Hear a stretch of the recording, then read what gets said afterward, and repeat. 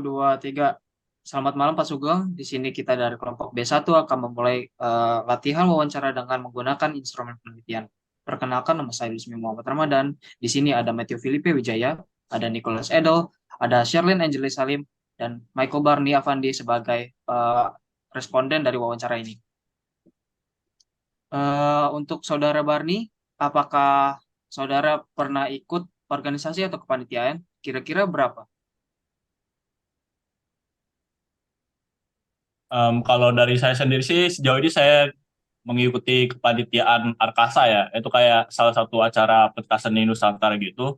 Terus saya juga ada ikut UKM GDC, itu UKM untuk game design sih, gitu aja. Oke, akan saya lanjutkan ke pertanyaan berikutnya ya. Pertanyaan kedua, apa nih yang membuat kakak pengen ikut organisasi tersebut? Um, untuk Arkasa sih saya tertarik untuk kayak mengetahui lebih dalam mengenai budaya Nusantara dan juga untuk lebih banyak cari pengalaman di organisasi. Terus untuk GDC, saya lebih tertarik mengikutinya karena saya ingin mempelajari lebih dalam mengenai game design. Oke, beralih ke pertanyaan nomor tiga. Kan kakak masuk ke organisasi ini salah satu tujuannya buat dapetin SKKM ya. Terus menurut kakak nih, selain SKKM, apa benefit kakak berorganisasi?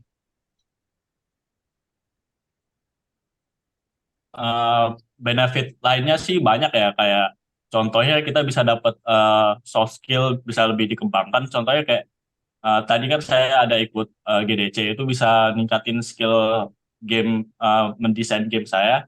Lalu bisa juga peningkatan kepemimpinan, peluang untuk belajar dari pengalaman orang lain.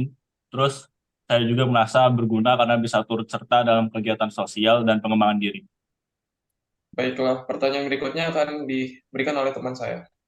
Oke, baik. Pertanyaan selanjutnya akan saya tanyakan. Jadi, Bernie, relasi seperti apa yang kakak bayangkan atau harapkan dari sebuah organisasi?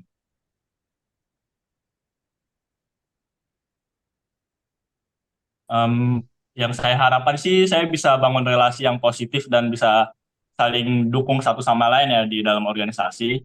Terus selain itu juga bisa mendapatkan mentor ataupun teman yang bisa ngebantu kita di saat-saat yang penting mungkin atau mungkin saat dalam pengembangan diri kita atau karir kita di masa depan nantinya. Oke, baik. Pertanyaan selanjutnya akan dibacakan oleh teman saya.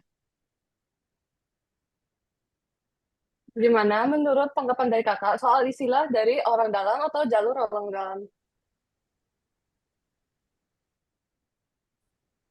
Kalau dari saya sendiri sih saya familiar ya dengan istilah orang dalam itu. Apalagi kayak istilah orang dalam atau jalur khusus itu kadang-kadang dapat ngemunculin ketidaksetaraan atau persepsi tidak adil ya. Apalagi untuk orang-orang yang sudah bekerja lebih keras untuk masuk ke suatu organisasi atau perusahaan atau apapun itu. Gitu sih. Baik, secara keseluruhan, menurut kakak, apakah jalur orang dalam merupakan suatu hal yang positif atau negatif? Dan kenapa? Kalau secara pribadi, saya melihat jalur orang dalam itu uh, punya dua sisi ya. Yang pertama, dalam beberapa kasus hal itu dapat memperkuat solidaritas dan efisiensi di dalam organisasi.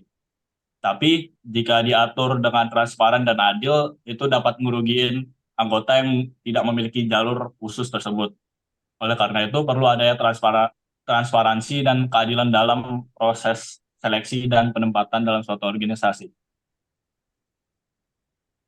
Sekian dari saya. Baik, terima kasih untuk meluangkan waktu Anda. Eh, Terima kasih juga untuk menjawab pertanyaan yang telah kami berikan. Selamat melanjutkan aktivitas Anda.